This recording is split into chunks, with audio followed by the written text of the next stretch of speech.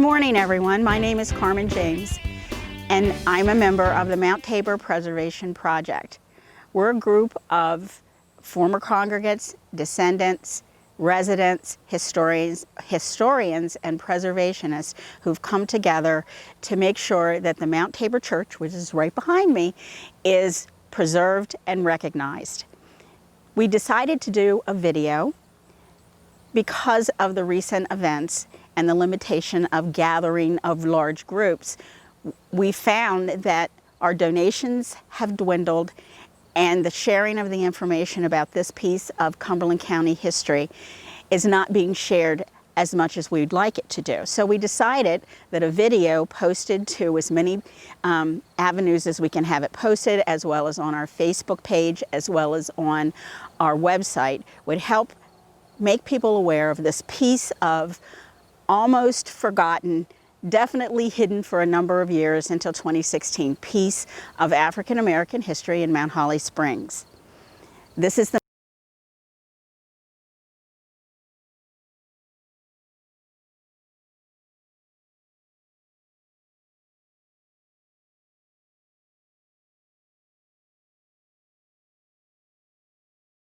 make this day possible. The Borough of Mount Holly Springs in 2019 took ownership of this building, and by doing that, it allowed us to apply for grants because they were the owner. And as a result, we have received to date 3 grants to help us in the first phase of our restoration of this historic building. That first phase will be the foundation, and that will be starting shortly. We also want to thank Cumberland County Historical Society, who took the Mount Tabor Preservation Group under their wing and were our fiscal sponsors for a year while we took the steps that we needed to do to become a 501c3. As of April of this year, we are a 501c3. We are also incorporated, and we have all of the certificates that support us being able to be recognized as a 501c3 with the deductions, letter deductions that we can give for anyone that gives us a deduction. Why don't we get started? As you can see, this is the front of our building. We have had flowers donated by Julia Chan and her family, and they're doing lovely. We're very proud of this. We also have a decoration for the door. David Toner is another one of our members, and he sees that our front door is always current and eye-catching. We also have a member that just stopped by. Lynn, why don't you step over? This is Lynn. Lynn heard about us and is interested in digging and uncovering historic pieces of memorabilia, and so she's now part of our Mount Tabor Preservation Project, and you'll see more of her in the Johnson Family Cemetery that we're going to be visiting a little bit later. So why don't we get started? As I said, this is the front. That's a neighbor. All of the neighbors go by and wave. Why don't we get started? As I said, this is the front, and we can work our way around, and I'll tell you the story as I've been told the stories about Mount Tabor. We have no written history. The only thing we have are stories that have been handed down to us, and so it's very important to capture those stories, record those stories, and make that a piece of the recognition that we want Mount Tabor to have. So why don't we get started? As I stated before, Mount Tabor was built circa 1870. The history that's been handed down through the families that lived on Mountain and Cedar Street was that Elias Parker, who was a former Civil War veteran and a former enslaved person, walked over the South Mountain, which we're at the base of, the beautiful South Mountain, walked over the South Mountain with his Aunt Ethel, who in her apron carried cuttings from lilac bushes. Those lilac bushes are still in the neighboring yards of the Gumby family. But in addition to those lilac bushes, over the years we had trees, and this is an example of the trees that were basically laying against and on top of the church. Now, we have been told by an engineer that that could be a reason why the roof and the church was still standing, because it sort of gave a protective cover to the sides and the roof of the building. But this is just an example of the large trees. And again, volunteers came in, cut the trees down, cleared off the roof, and then the borough was kind enough to come in and chip away all of the dirt. The property that the church is currently standing on was deeded. We do have a deed of 1878, even though we feel that perhaps 1870, circa 1870, is when the building was started to be constructed. If you look to the right and left, you'll see survey markers indicating just what little land the church is sitting on. We're in the back of the Mount Tabor church right now, and what I'd like to talk about is the foundation. As I said, shortly we're going to start the first phase of our preservation project, and that is preserving the foundation. The foundation is made of beautiful South Mountain. We're at the base of the South Mountain, and anybody who lives here knows when they're putting in a garden or putting in fence posts how blessed we are with South Mountain stone. So we know we'll be able to replenish any of our foundation just from what's around us if the need occurs. We also have chinking. This chinking looks like it may have been newer and done as a patch or a preservation process over the years. You can see the logs. You can also see the damage that the logs have had from termites. And then we also have German cladding. So those are the things, the South Mountain Foundation, we have the cladding, we have the logs, and we have the chinking, we have the logs, and we have the cladding. And you can also see this is original chinking and how they wedged these pieces of wood into the original chinking. If you span to the top, the church is 1.5 stories high, and the full story is the log and the cladding. The second story is just framing, and you can see the pileated woodpeckers, and I hope I'm saying that right.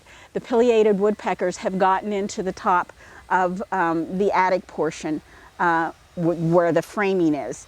And that's another thing that we're blessed living in the South Mountain, that we have the wildlife and we do love the woodpeckers. Sometimes when we're doing tours, you can hear the echoing of their tapping on the hardwoods that are in our woods that surround us.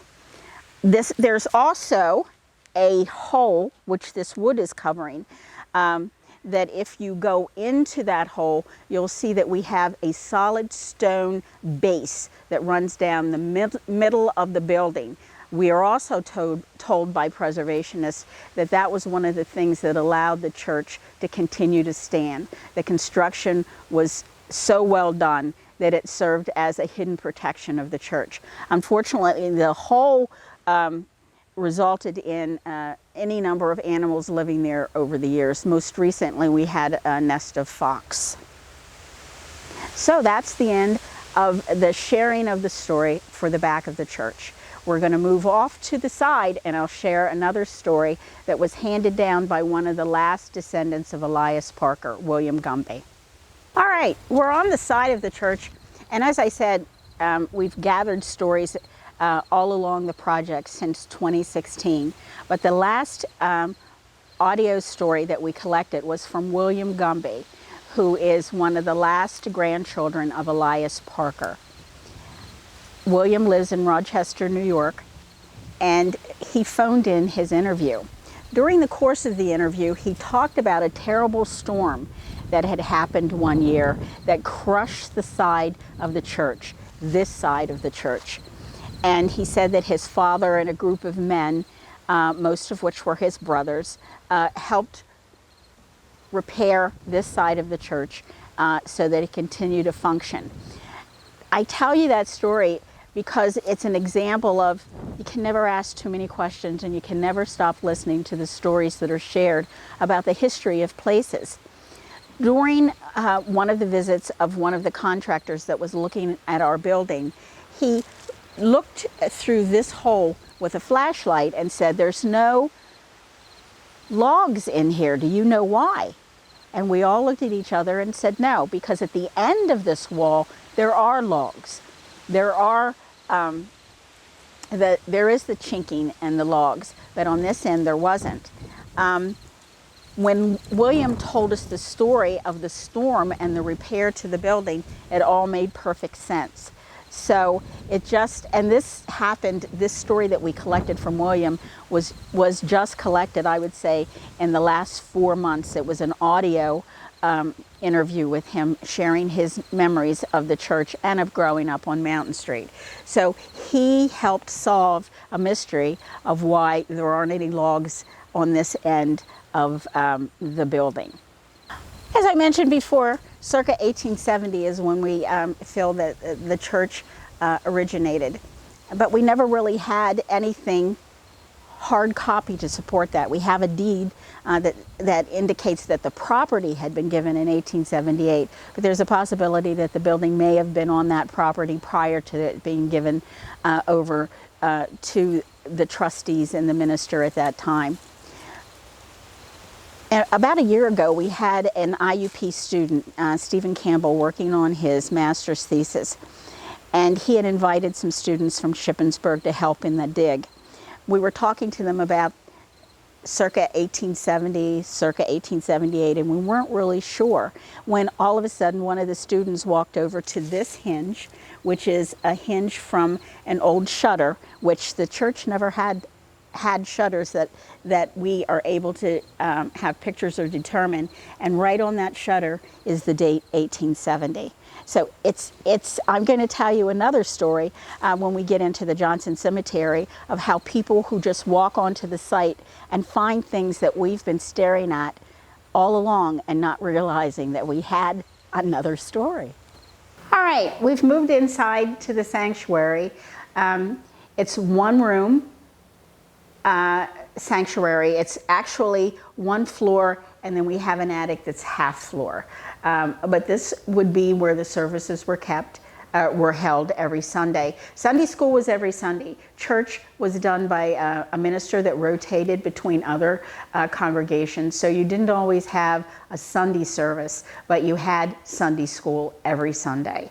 So what we have here are two stories. We have in 2016, when people went through the window and pried open the door, it was like a time capsule. The doors had been closed. The church had been closed up in 1970, and for approximately 50 years stood vacant.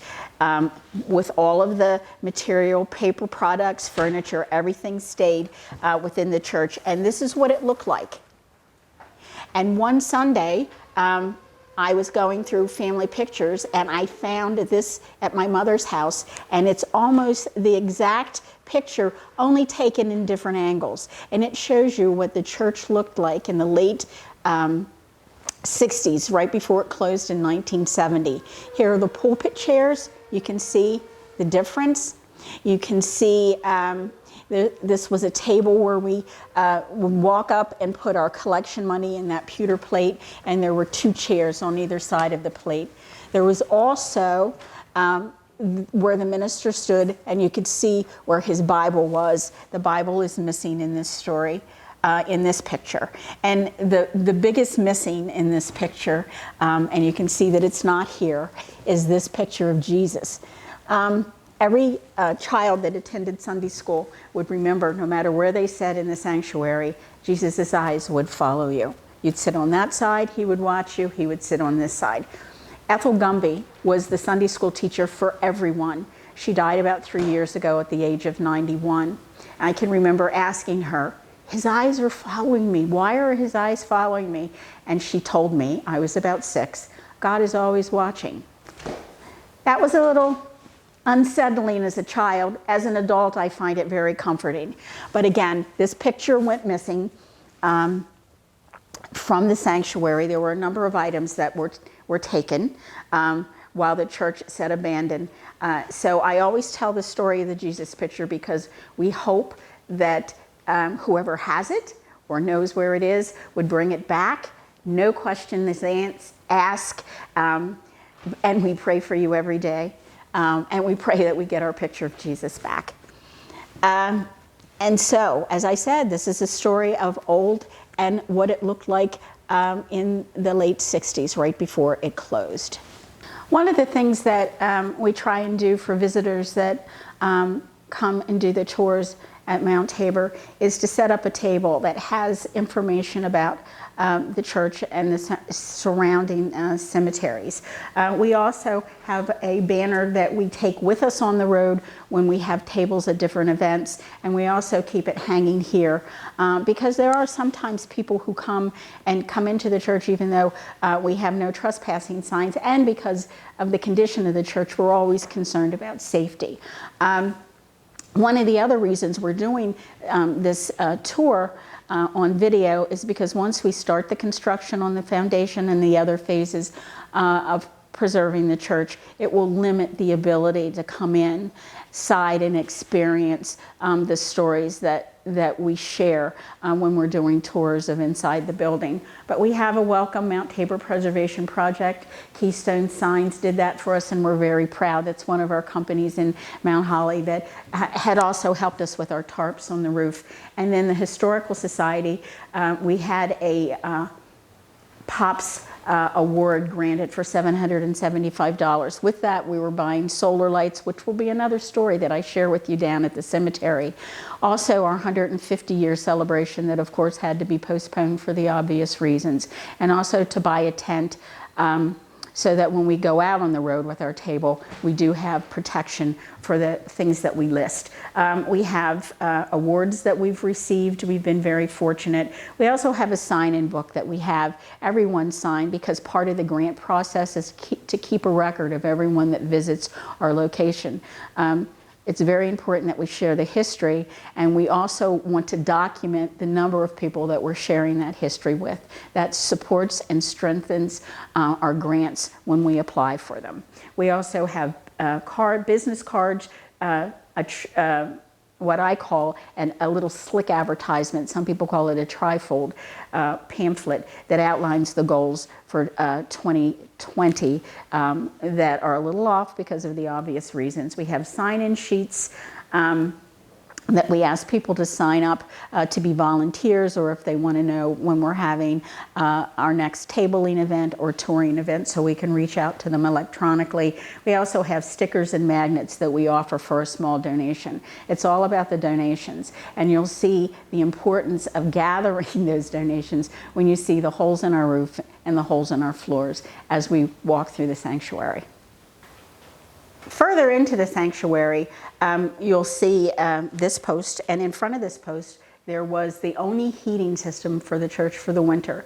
It was a coal-burning stove that had a stovepipe that went to the ceiling, which you'll see at a later shot.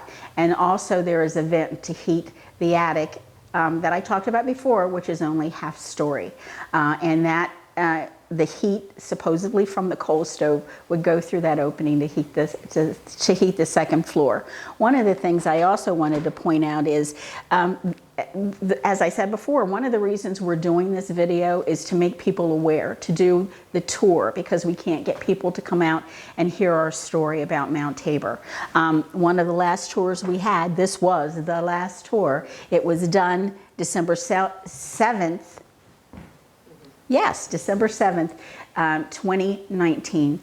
That was the last tour that we were able to have here because of the shutdown and because of the virus. So we keep this here as a reminder that the last Dickinson College students came and did a tour with their professor, Dr. Lindsay Varner, who is also a member of the Mount Tabor Preservation Project and recently moved to Vermont to take on the responsibility of a museum that's located there, and we do miss her. And I wanted to make sure that I made that part of the video, because we wouldn't be where we are today if it hadn't been for her dedication and her appreciation of history, all history, especially history that had not been recognized. All right, we're back into the back of the sanctuary, and I'm basically standing on the pulpit, and this is a strange experience because As a former child attending Sunday school, you were not permitted to be on the pulpit. The minister was on this portion of the pulpit, and in front there's a small platform, and that's usually where the Sunday school teachers or elders would sit with a table and a pewter plate for collection. There was also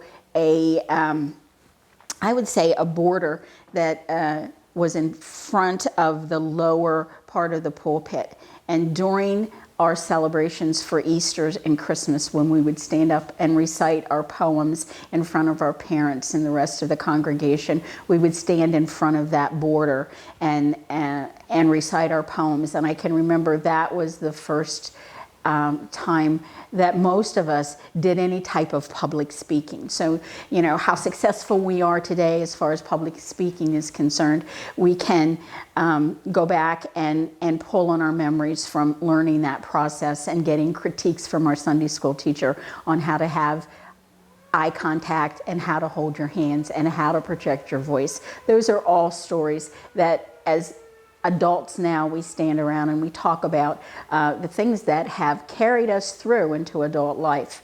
While we're on the pulpit, I would like to point out some additional stories. We have pulpit chairs, and if you focus really hard, you're able to see where the pastor's chair and the two side chairs were outlined from sitting for years and years in the same position. As I said, the church was abandoned for nearly 50 years, and those chairs sat there and were only visited by critters that found their way into the church when they were restored, and they have been restored.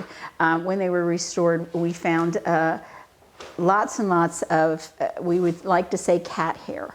We're not quite sure, we'll call it cat hair on the cushions. Those restored pulpit chairs have been donated to the Cumberland County Historical Society, and they are currently on display in the museum on the second floor. The museum and the Cumberland County Historical Society is located at 21 North Pitt Street in Carlisle, Pennsylvania. It is open to the public.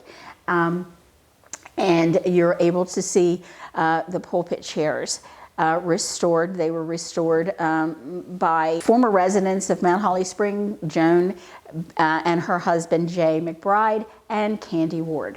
Also, one of the stories that we share with the tours, you'll see an outline here. There is a nail and you'll see an outline.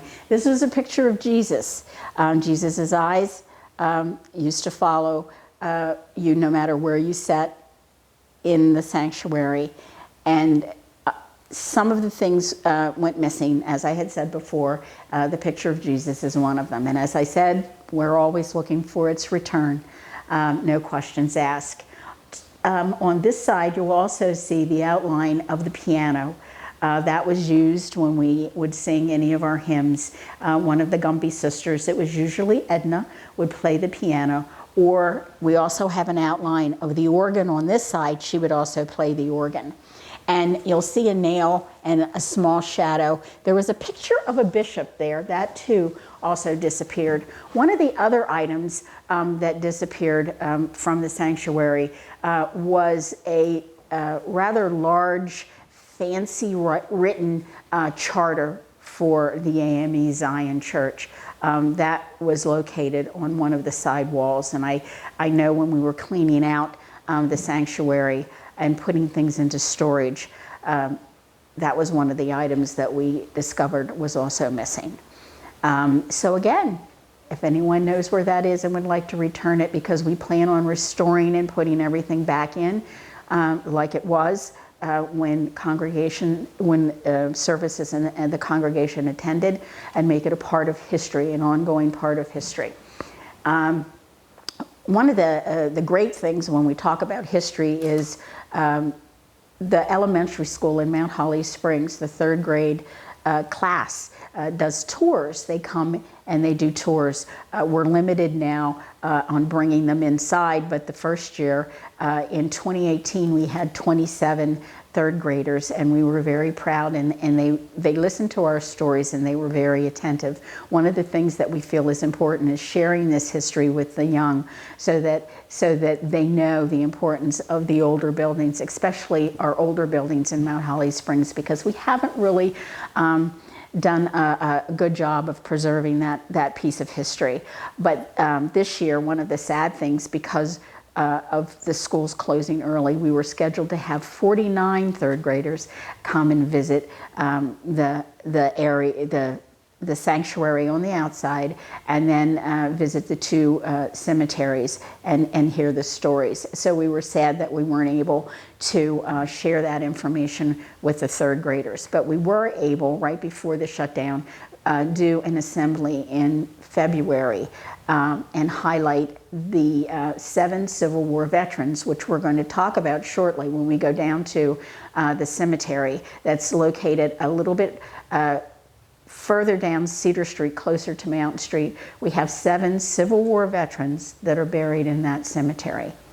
One of the reasons we write grants, and one of the preservation efforts, you'll see we have a rather large hole in the roof. You can see an actual log that supports the second floor, and you can also see the water damage that has rotted other logs and the flooring from the second floor.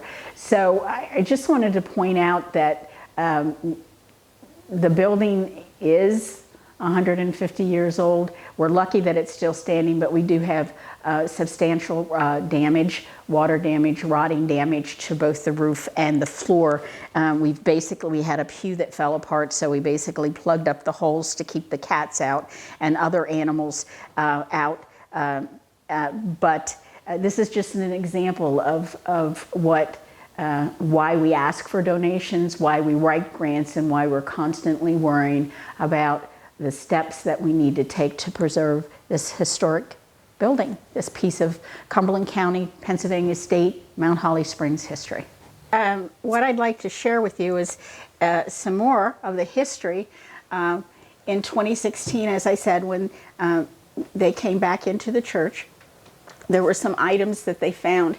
If you look closely here, there's a clock. It has a brass lamp holder sitting on top of it, but there was this clock that was sitting on top of 2 old chairs. Later on, when the items were taken out of the church, the clock was being removed, and this is a picture of Harriet Gumby and another descendant, Danny Smith, taking the clock out of the church. And then we have Joan and Jay McBride, who saw the picture of the clock, emailed and asked if they could restore it, and as a result they reached out to a number of people that helped in the restoration. The clock has been restored.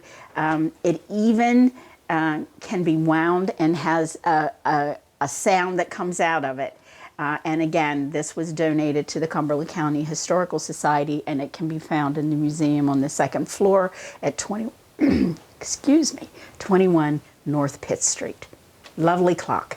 What you're looking at now are the logs, original logs, and original chinking that's leading up to the 2nd floor of the Mount Tabor building. We've been told by experts that based on the hewing of the logs, that these logs were from the 1860s. So that again adds questions to our stories as to, was this an original building, or was this a building that was recycled? We do know the foundation was done by Elias Parker, who was a mason and a carpenter, but we're not sure if the building was original or recycled. We have 2 cemeteries that are located on Cedar Street. Neither cemetery is specifically the Mount Tabor Cemetery. They were just cemeteries that were places where the African American community was buried. They were not permitted to be buried anyplace else but these two cemeteries during the 1800s. And during the 1800s, the last burial that we have in this particular cemetery, which is called the Johnson Family Cemetery. It's located on private land owned by Larry Foster, is the marker that we have for Betty Johnson. Betty Johnson is the sister of Elias Parker's wife. And we have with us today Lynn, who is a member of the Mount Tabor Preservation Project. And the reason I forced her into the picture, she reluctantly came, was because we had been working this area looking for any sign that we could find of a grave. And Lynn had heard about the Mount Tabor Preservation Project, yes, and had volunteered on a Saturday to bring her family along with their heavy equipment to help us do the cleaning out of the cemetery. And within 30 minutes walked over and said, "Oh, is that what you're looking for?" So it was another one of those new eyes see new things. So again, this was Betty Johnson, who was buried, I believe it's 1952 in December. And I remember her specifically because she was the first person that I ever knew that had died, and everyone called her Aunt Betty, so she was Aunt Betty to me and to everyone that lived on Mountain Street. In addition to finding this marker, there is another stone that we found that is questionable as to what it is. Some people feel that it's a township marker? Yes, possibly. Possibly a township marker that denotes boundaries between one township and another. Other people feel that it may be a footstone. And prior to this, I didn't know that there was a headstone and a footstone. I only knew that there were headstones, but there are footstones. So we'll have a picture of that shortly. We'll also talk about a story. I had mentioned before that Stephen Campbell, who was the IUP student that was working on his master thesis, was doing a dig in the property next to the church to sort of find out what type of material people threw out or remained behind. And we also had someone who asked if they could come and do witching with metal sticks to see if they could find any of the graves that they heard that we were looking for in the Johnson Cemetery. As a result, he found 18 graves, and you'll see flags that are that have marked on them male or female, child male or female, and they're off to my right. And it will be interesting. We're hoping to get Dickinson College to come in with ground penetrating equipment to be able to see how close or how accurate his findings were based on their scanning of the graveyard. But again, this is the Johnson Family Cemetery. It's located on private land, and this cemetery, based on what we've been told by the historians, is older than the cemetery that we're going to be visiting shortly. All right, we're standing in front of the cemetery. This cemetery was utilized by the community on Mountain Street and Cedar Street and other locations in Mount Holly. When African Americans were buried in the 1800s, this was the location that they came to as their final resting spot. I'm introducing David Toner, who's standing with me next to the lilac tree. David his mother was a former Sunday school teacher as well at Mount Tabor. Mount Tabor was created because that was the only place for African Americans to worship during the 1800s. It was created out of segregation, but it was always a very inclusive church. We have David his mother teaching Sunday school from time to time, David also attending, even though he doesn't really remember that much, and other neighbors that were on Mountain Street that were not African American also attended the church. And it's amazing that once people hear about Mount Tabor and us collecting stories, how many of them share their stories of how they stopped by Mrs. Gumby's home to ask if they could attend church, and she would say, sure, all are welcome. So we're standing next to one of 2 lilac trees. And as I said, the story of Elias Parker was that he came over the South Mountain with his Aunt Ethel from Maryland after his first wife died. Again, he was a Civil War veteran, and he was also formerly enslaved. In her apron, his Aunt Ethel's apron, were the cuttings of lilac trees. Those lilac trees are still located on Mountain Street, but what we decided to do was plant 2 lilac trees that are more traditional trees, and a lovely example of a tribute to the people that are buried in this particular cemetery. Again, these are lilac trees, and this is the 2nd summer for them. They were dedicated last year at a ceremony to award the Eagle Scout, who, along with the neighbors and his scout troop, erected the fence. It was donated.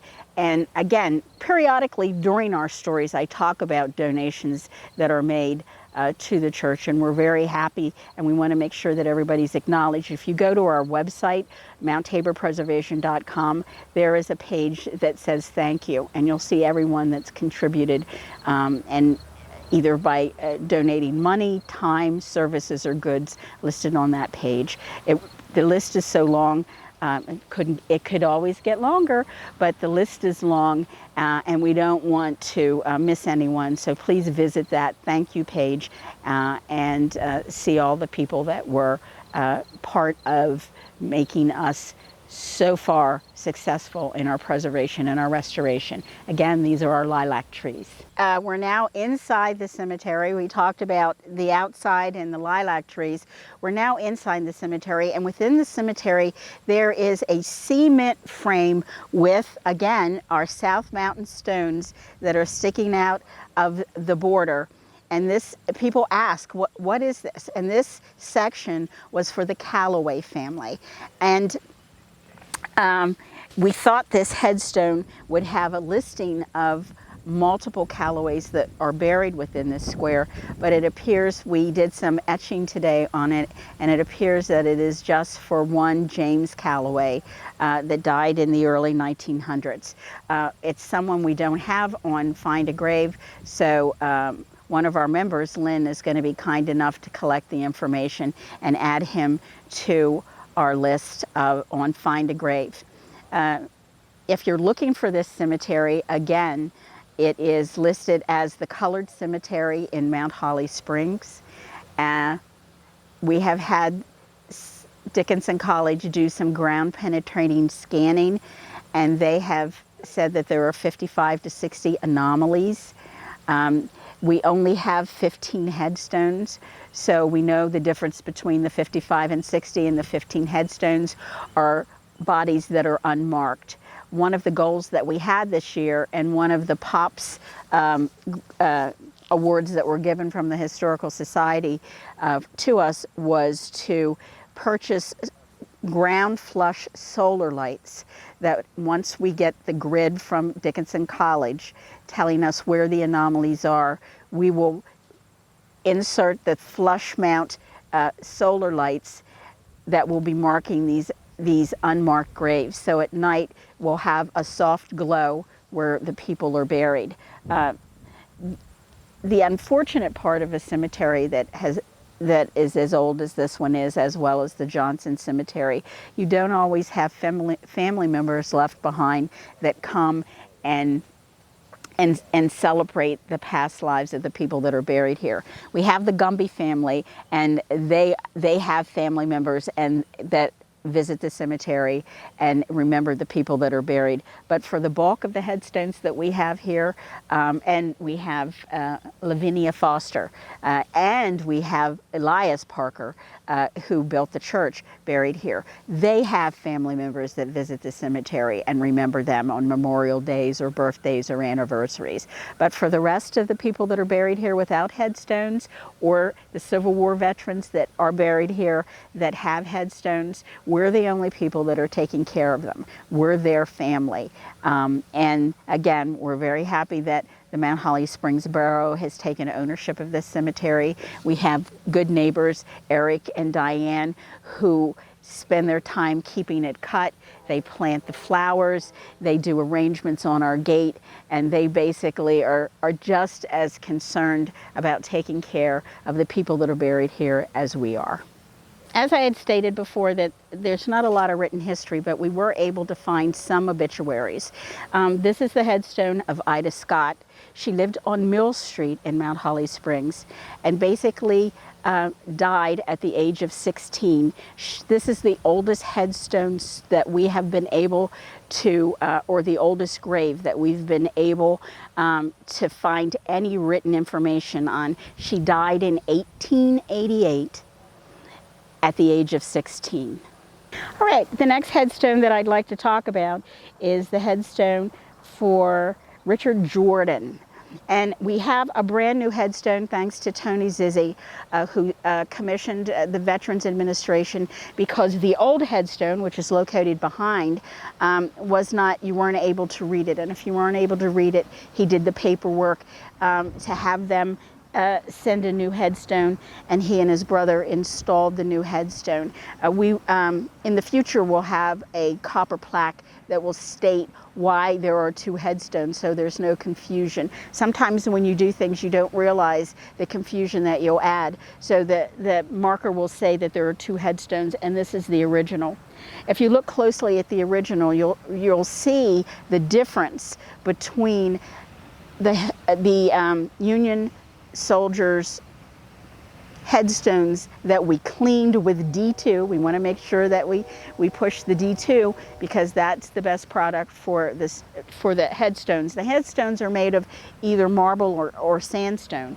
But if you look at this original headstone, this is what they all look like. We used D2, came on a rainy day a couple times and sprayed it, and as a result, you'll see the rest of the headstones from the soldiers don't look as good as the brand new one that was installed last year, but they look much better and you can read them.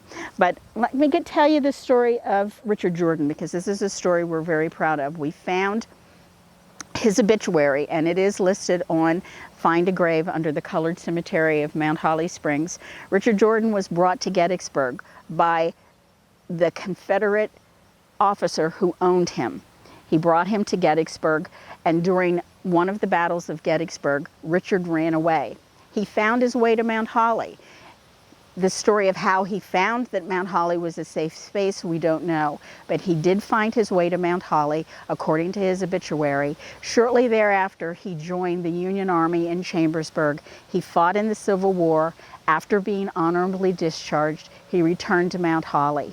He was a proud member of the GAR. He was a team master at the local mill, and he was an avid, enthusiastic member of the Mount Tabor Church. Richard Jordan is a piece of our history, and we're very lucky to have that written piece available. He raised his family, and he is buried here. All right, I'm standing next to Elias Parker, who is the person that came over the South Mountain with his Aunt Ethel. You've heard that story. And he's responsible for the Mount Tabor Church being built so that the African American community could worship. His daughter, Harriet, was also featured in this video. And we just want to thank him for coming across the mountain and settling in Mount Holly Springs, marrying one of the Johnsons, and starting his family, and starting the foundation. I mean, it all has to start with the foundation. We talk about the foundation of Mount Tabor Church with the South Mountain Stone, but the church was the foundation of the community, and I think it's ironic that the first phase of our preservation of the church will be the preservation of the foundation of the church. But this is the man who started it, who started the family. And none of us would be making these, telling these stories or having this celebration if he hadn't taken a risk and left where he was from and came here to settle and raise his family. All right, this concludes our tour. I hope you'd enjoy it. I hope you enjoy it. And I want to thank you all for tuning in. I also want to thank Southeast Media Productions for taking the time and donating their skills and making this video happen. Thank you again. I hope you enjoy.